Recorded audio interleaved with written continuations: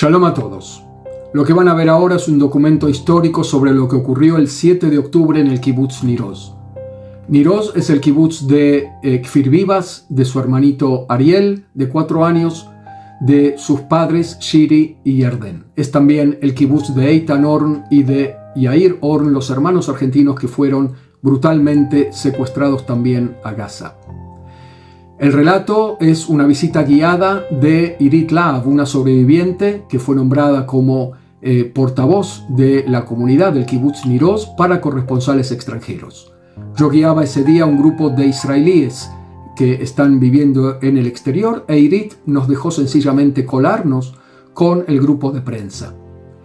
La manera de contar de Irit Láhav es apasionante. Yo en un principio pensaba no filmar la visita, pero después al escucharla no pude dejar de hacerlo. Y al editar no supe qué recortar. Su manera de contar cómo fue asesinada casi por el Hamás junto con su hija de 22 años, con a veces un poco de humor trágico, me sugiere a mí la siguiente reflexión. El 7 de octubre no fue una historia de monstruos o de locos. Los monstruos no existen y los locos son inimputables. El Hamás paga y debe pagar por aquello que hizo a otros seres humanos. Las imágenes no son fáciles de ver, el relato es atrapante, pero no es fácil de escuchar. Bienvenidos, este es el canal de Marcelo Kisilevski. Gracias por difundir la verdad. 117 were either murdered or kidnapped. So we say that it's 1 out of 4 that was either kidnapped or murdered. But really, if you think more deeply onto this, then you think maybe 10% were not at the kibbutz that morning. Maybe somebody went to Italy to travel, like my neighbors. Maybe others went to visit their parents outside the kibbutz and were staying overnight. I also was not supposed to stay that night, on Friday night here. I was supposed to stay at my sister's house, but we changed our mind and returned at 10:30 at night. And I remember we were passing by the Nova Festival, me and my daughter. We heard the music and we thought, we were talking on the car, saying, wow, what is an amazing festival. It's such a great idea. Let's do it. It will bring so many tourists here every year. Wow, wow, wow. We were so psyched up. We didn't know that the next morning, 422 were murdered over there. So we arrived back home at 10:30 at night. My daughter went to visit friends, and she returned home at 3:30 a.m. At 6:30 in the morning, we heard the missiles alert, and we went to shelter. But I go back to the numbers. So say 10% were not here. So instead of 415, it goes down to 370. So from 370 people, 115 is really 1 out of 3.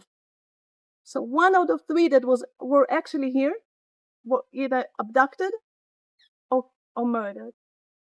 Think about this chance to stay alive after this. So 6:30 in the morning, we heard the missiles alarm. And we jumped out of bed in our pajamas. My daughter from her room, I'm from my room. We went to the safe room. We all have safe rooms in our houses.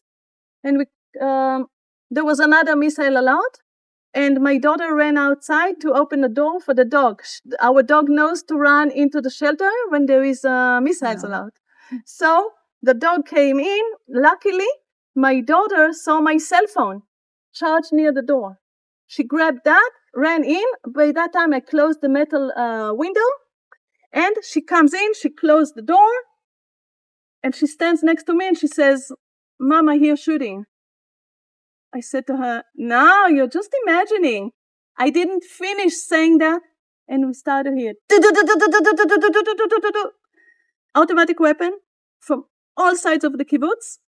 I'm talking about 6:37 in the morning. And from that moment, automatic weapon all the time, from all sides of the kibbutz until 4 in the afternoon. And soon, maybe 15 minutes later, we started hearing grenades. Did you ever hear grenade? You did? I never did before in my life. But of course, when you hear it, you understand. And so we start to hear a lot of grenades. And around 7:10, 7:15, we start to hear RPGs. Like this. And you don't know where it is from. From the back of the house, from the front of the house, from this side of the kibbutz, or from that side of the kibbutz. It was just mixture all over. And we know now that at 6:37 in the morning, 120 Palestinian terrorists came to the kibbutz. Maybe Nukhba, maybe not, I don't know. They came from a few different places. Main gate, where you were coming from, yellow gate. Back gate, over there. And also they opened the fence over there, that side of the kibbutz. Came in 120 at 6:37 in the morning. Followed by another 800 Palestinian terrorists. Altogether, 920 Palestinian terrorists attacked the kibbutz. So they outnumbered you 3-1. Yeah. Wow. 3-1. Yeah. Wow. So you can imagine. I remember that we were hiding under the table in our safe room, and we were talking, how come they have so much weapon? How come? Endless shooting. Not a single moment of no shooting. All the time. And one of the kidnapped people, Batsheva Yahalomi, she was kidnapped. She was put on a motorbike with her children. They were all kidnapped to the Gaza Strip. And luckily a tank came and started to go towards the motorbikes that the Hamas people had. And they sort of lost control. The motorbike with her son, 12-year-old Eitan Yahalomi, drove into the Gaza Strip. He was kidnapped. But for her and her baby and her 8-year-old daughter, Yael, the driver fell. He grabbed them in the hair, dragged them into a container by the road, threw them in. It was all dark, and she realized many Palestinians with guns inside. They all came out to start shooting the tank that was following them. When she saw that they were busy shooting the tank, she told her daughter, let's run. She held the baby, and they ran to the fields and lay down. And ran 8 meters more, lay down. 8 meters, like this, she escaped. By the way, her husband is still kidnapped. Okay? Ohad Yahalomi, one of my best friends. So she told me that when she was kidnapped, the terrorists had each 2 rifles and belt of grenades, each one. So a lot of weapons. So we wonder how they had all this money to buy all this weapon. I think that it's from donations from Europe that we were giving them so many years, accumulated a lot of weapons. So anyway, let's go to this house. This house belongs to Cohen family.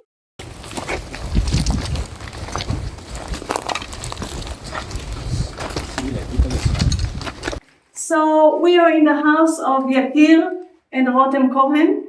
They have 3 young children. When there was the missiles allowed, they went to the safe room, which is over there. You see this door. They closed the door, and the husband, Yakir, was holding the door handle because we don't have locks to the safe rooms. There is above the door handle, there is an arrow up. It says emergency lock, but actually it doesn't lock. And I think many of the kidnapped or murdered people were kidnapped or murdered because they thought that really it locks. Mm-hmm. So they lift the door handle up, but anybody can open it from outside. So he lifted the door handle up and he was holding it really strongly. And the terrorists came here. Before the terrorists came in here, all this shooting, next neighbor, you can see this hole in the wall is a neighbor's house. Revitali and I and Ravid Katz, they live over here. They had a 5-month-old baby. So Ravid is in the first responders. We had 9 people who are first responders. They have a gun in their house. It's locked in a safe. If anything happens, they will take their gun and they would run out to protect the kibbutz. And they need to protect the kibbutz for between 10 and 20 minutes until the army will come. So him being the first responder, he told his wife, go to stay together here with Rotem and Yakir. So now it's Revital, the baby, 3 children, father and mother. Ravid Katz went to protect the kibbutz, and he was killed near the that side of the kibbutz. We know that he was killed because we found so much of his blood on the floor that we know that he's dead, but the Palestinians took his body. So actually we cannot have a proper funeral for him. Tsarfati couple, and they also have 2 sons, younger sons. Same thing here. They ran to the safe room, which is over there, and luckily they had a door. Actually, very few people in the kibbutz, they put a very simple lock on the door. And this house and this house, they had a small lock on the door. And this prevented the terrorists from being able to open their doors. שמו את הילדים בממ"ד, שלא יצטרכו לעבוד. גם חלון. זה מעניין דווקא. So, this family lived here. Actually, Jonathan Simanto, we call him Johnny, he's the brother of the house you just went into. Amit Simanto, the one on the left who went inside, she came out alive. Yes, but he murdered. Yeah. And he was living here. And his wife Tamar, the twin daughters, 5.5 years old, and their son Omer, 2.5 years old. They, as soon as there was the missiles a lot, and they heard the shooting, they ran to the safe room, which is over here. You'll see it in a minute. And Johnny was holding the door handle, same as everybody else, okay? So he's holding the door handle. The terrorists broke into this house and destroyed like everybody else's house. And finally, when they realized that this is the safe room, they started shooting, automatic weapon, shooting the door. He was killed right away. So many shootings. You will see many, many holes in this door. So he fell to the ground and was dead. His wife, Tamar, wrote to her family and friends, Johnny was killed. I'm holding the door. She started holding the door. She was shot too. She did manage to send another message saying that these are her last minutes. And then she died. The 3 children are here. The window is locked. Door is say open maybe, but really the terrorists set the house on fire. So the kids, of course, they couldn't come out. And they died from the snow.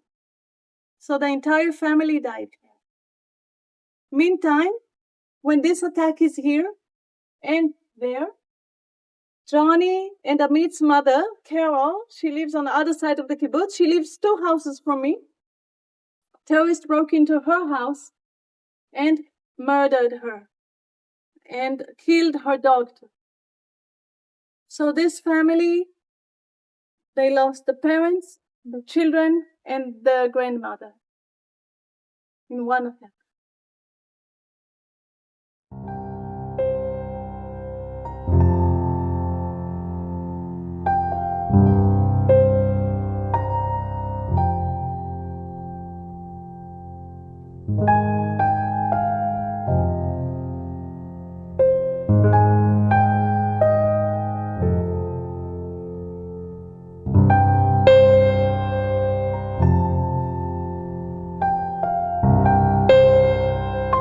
soldiers came at 10 to 3. They broke the fence. Some soldiers at 2:30 came out with a bus to the main gate. And 2 groups of soldiers came in at around 2:45. How many? First ones, How many? 8 hours after we are here all alone. And of course we understood that we are alone. Nobody's out there. Sure. So each of us were still in our safe rooms, holding the door or doing something to protect ourselves. And we understood, at 11 o'clock when we hear all the shooting and grenades and stuff, the person in charge of the emergency, Nir Oz, he sent us the message, the army is on the way. The army is on the way. We can hear that the army is not on the way. 12 o'clock again, a message, the army is on its way. We didn't believe it. We understood that it only depends on us. If we hold this door well enough, we will stay alive.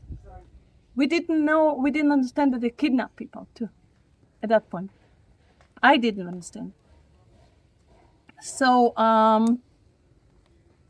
at the first soldiers who came to this house because somebody from I told you about the security team, the first responders. At first they ran out with their guns, but a few minutes later, maybe 15 minutes later, the head of the security told everybody, retreat back to your houses and protect your families. Because I understood that only 9 cannot protect the kibbutz against, now it's not only 120, now it's more and more and more and more. So then, some people came back to protect their families, and some people were engaged in fighting already. And one of them, Eran Smilansky, he lives over there. He ran back to his house, and he told me he had only 32 bullets in his gun. And he said to me, I had to think really well. Every bullet that I shoot has to be used properly because when I'm done, that's it. So he went back to his house, and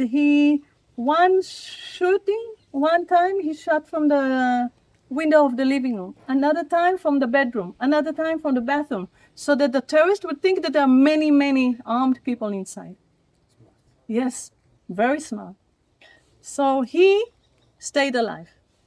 And he was in touch with the soldiers who came at 10 to 3. And he knew he's good friends with Johnny and Tamar. He knew that they don't respond since 11 o'clock. So he told them the location here, and he said, I will meet you here. He came here, met them a little bit after 3, and this was the first house they broke into. They opened the windows with the equipment, and they saw the entire family dead inside. So from that moment, they understood that every minute counts, that if they don't reach now, maybe more people will die. So they decided to split to separate groups, and few soldiers went to this house. Every time that somebody wrote, they means the terrorists are in my house, they would run there. They would go with somebody from the kibbutz and go to that house. But by the time they reach, they couldn't find any terrorists. Then they hear, okay, they're in my house. They run there, terrorists are not there. Because they're not stupid. The Palestinians could see soldiers there, they move there. They see the soldiers there, they move there. So answering your question, were there any terrorists still at 3 o'clock? Yes. The last one that was in my house, 5 to 5 in the afternoon, on the door of my safe room, and I heard in Arabic, tal tal, and running. That was 5 to 5 in the afternoon. And we found also 3 Palestinians in the garage 2 days later. And we heard shooting until 8 in the evening. So slowly, the soldiers started to go to houses and see if somebody is alive. They would take them, guarded, to this children's house. And we were all gathered here. And first they gathered us in somebody's house, Yafa Adar. I didn't know that she was kidnapped. We went into her house, me and my daughter. I saw a big mess, everything broken, like in my house, like the houses you've seen over there. And I thought, oh, okay, maybe she's in a bedroom. Let me clean her house. So I started collecting the glass and this and that, and 2 men started helping me to clean the house. And I thought when she comes out from her bedroom, it will be a little bit tidy. But then her granddaughter came out from the bedroom and was crying, my grandmother is kidnapped. This was 7 in the evening. This was the first time I realized that somebody was kidnapped. How did they took you out? How did they take you out? The soldiers? Yes, the soldiers. I will first tell you how we stayed alive, because it's not obvious. I understood right away that the door handle doesn't lock. So I right away started to think how to lock the door, but I had no idea. So first thing I decided is turn off the light and no talking at all. So pitch black, no talking. We just wrote the messages to each other. My daughter is right next to me. I write this. I give to her. She writing me that. I still have all our talking here, and I'm trying to think. And now we have the expression in Hebrew, fear to death. Pachad mavet. We use it as an expression of fear, but really when you're afraid to be killed, it's something completely different. You know that you're like hunted, like then the whole body is shaking, really, like this, because we can hear the people running and throwing grenades and shooting right outside our door. It's really, really scary. And every minute count, they can come to my house, or neighbor's house, on this house, anytime. So the whole body is shaking really from the fear, and trying to think how to lock the door. So I sent a message to the kibbutz. How does one lock the door? And people said, lift the door handle up. Of course I understood. And even I sent the same message to my family. I thought maybe somebody will have an idea. My brother-in-law said, oh, lift the door. I wrote to him back, yeah, you tried, you will know. Luckily, my brother, who lives 5 kilometers away in Absor, he was also attacked. So they had to lock their rooms too, their safe rooms. So he took 2 broomsticks. He sent me a picture of how he locked his door with 2 broomsticks and a belt for suitcases from my company. And then jokingly, I sent it to my workers. So I wrote, and look how our belts can save life, We were trying to cheer up ourselves, to use some humor in this tense moments. And it gave me an idea. I thought, okay, what do I have here? Again, pitch black. What do I have here in my study room? Has a computer, books, like this. What do I have that looks like this? And my daughter, she took an old oar, mashot, for a boat, that I took out from my parents' house as a memory. Okay, so I have the first stick, and then I took apart the vacuum cleaner. Dyson has a metal stick like this. It was in my safe room. Took it apart, and I tied it like this. I couldn't do like my brother did because of the way the door is set. And I pointed to my daughter, in the bottom drawer there is a leather cord. I want it to be very, very strong. I use it for jewelry. So I'm like, no talking, because the terrorists are running outside the house. Even a whisper can make them understand that there is somebody here, So she opened the door, and we were almost at the drawer. There was a plastic bag. We don't even hear it normally. But when you try to be silent, even just the sound of a plastic bag makes you... Whoa. So she pulled out the velvet cord. Anyway, I thought, okay, every minute count, I will do it like this, and I'm trying to explain to her further, like this. Anyway, she took the leather cord, and I think I spent 20 minutes tying it together, because I thought, I knew my life depended on this, And I jokingly said to my daughter, luckily I went to Machanot shel HaShomer HaTzair, the boys, Girl Scouts. Now I can use my knowledge for tying. And I tied it, and I tied it really strongly. And then I made a way that the vacuum cleaner hose was pushing the door handle. I tied those two together, and the oar was long enough to be from the frame, so no pulling can be done. And after that, I made a wall of books because I was sure that the tourist will be able to open it. Made a wall of books because once they open the door, they shoot us, and maybe the books will slow down the bullets, and we will just be injured and not die.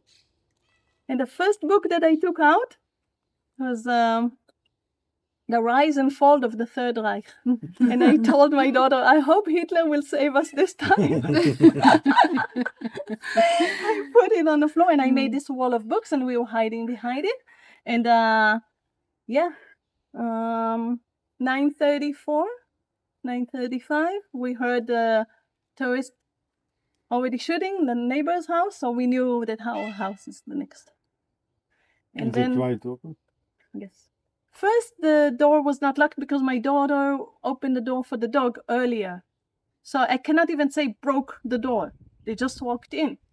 Anyway, I always have all the windows open, so even if the door was locked, they could come out from the windows.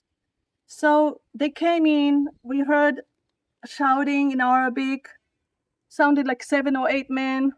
For me, it was just shouting in Arabic, but later my daughter, she understands Arabic, and she said to me, they said, you go from the right, you go from the left, you break in, you go there.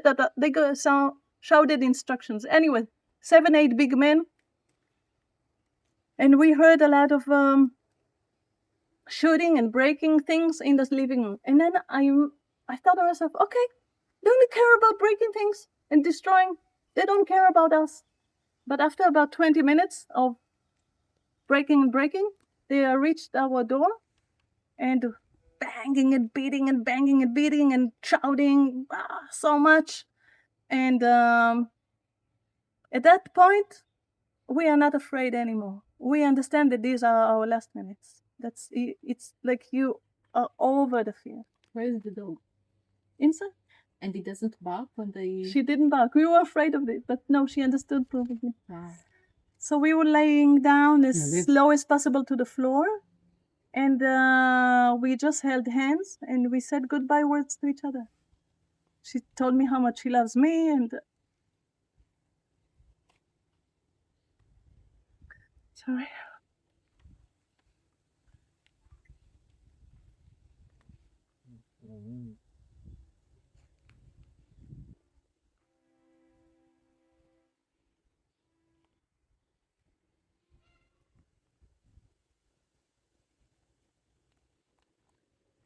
And then I told her how much I love her, and that were lucky to spend 22 years together. And I did everything I could to make her life good, you know. And I think 8 minutes banging and trying to open the door, and I don't know how, they couldn't open it. And then they moved to the neighbors, same thing, like we could hear it, and then moved to the other neighbors. And then they shot Sagi Dekelchen and kidnapped him, my front neighbor. Moved on to the other house, my best friends, Liat and Aviv Atzili. Aviv was murdered, Liat was kidnapped, like this. And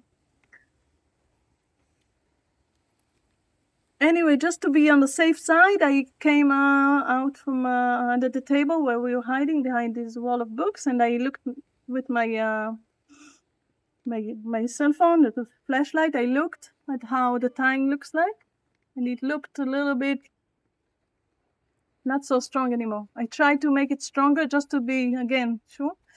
I couldn't. And I thought, oh, probably we could hear that they left the door open. Okay, they will not come back because they see the whole house is destroyed. But I wanted to be double check to make sure. So I took a silver wire that I use for jewelry, and I made extra tying. I found a small hole on the door frame, and I tied the door handle to the door frame. It was very strong, difficult to do it in the darkness, but anyway, finally did it. 45 minutes later, again, tourists came to our house, same thing, tried to break the door, couldn't, and an hour later again, and an hour later again, 5 times. And eventually the soldiers came. Before they came, my brother sent me a message, said the soldiers are in Israel. It was 5:30 in the afternoon. Did they come to your house? No. He wrote, Ron, he's a common friend of us from here. They came to his house, the soldiers. So I will tell him to send the soldiers to your house. So then we waited, and then about 15 minutes later, we heard Hebrew near the door. Hello, כאן, בשייטת 13. And then my daughter came out from under the table, and she turned on the light. I took her back. Turn open!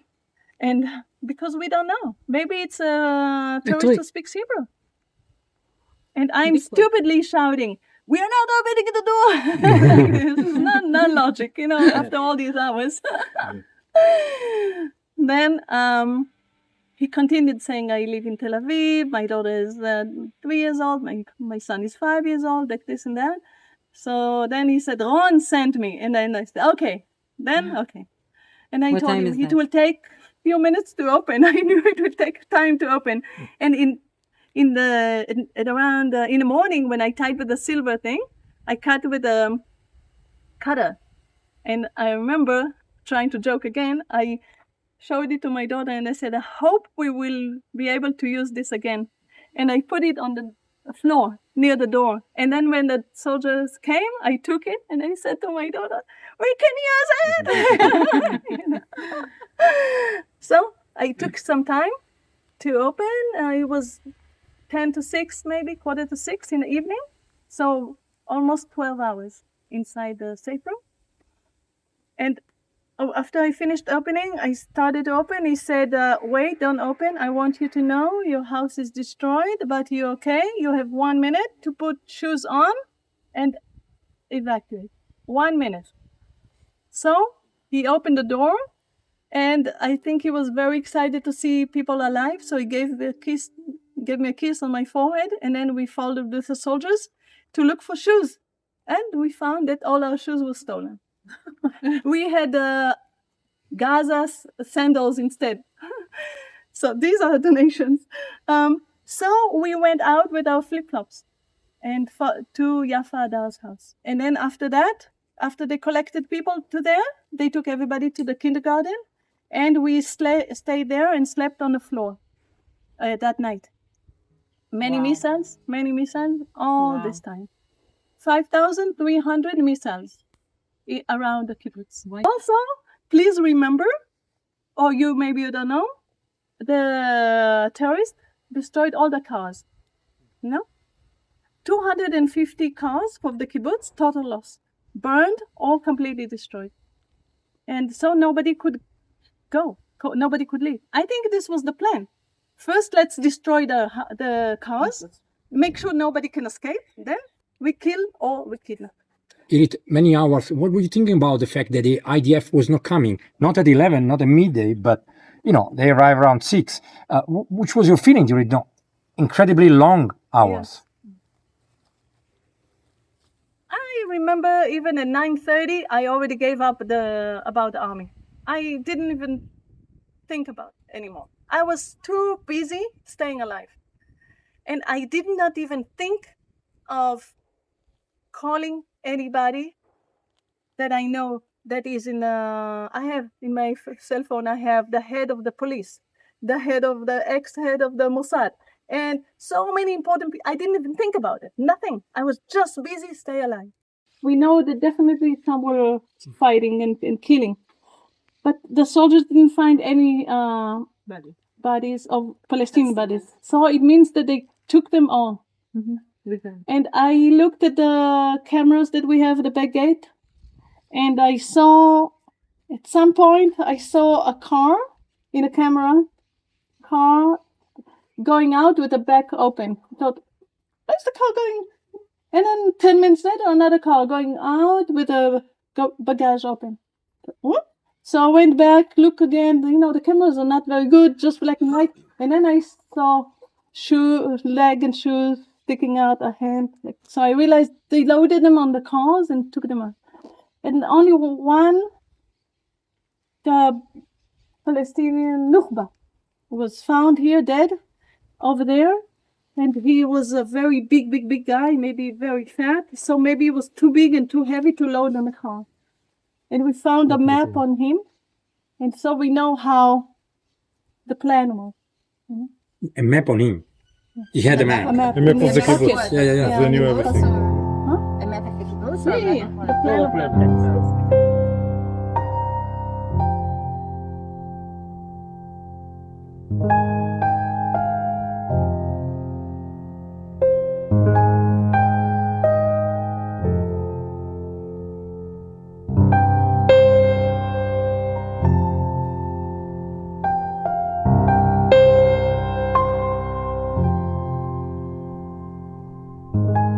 He had Parkinson. He could hardly walk. Really lucky. And that's his walker. So Jimmy, his caretaker, Filipino caretaker, he called Amitai's daughter. She lives in Chicago, and told her, we are being attacked.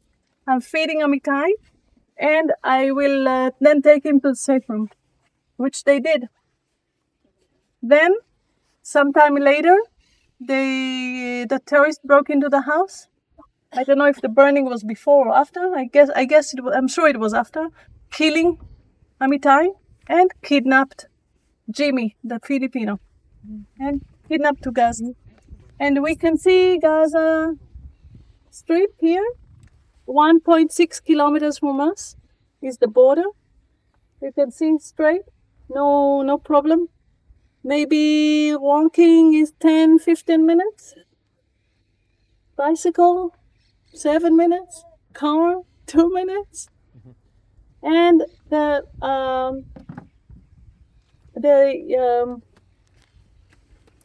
the main gate from Gaza Strip, there is asphalt road, very easy.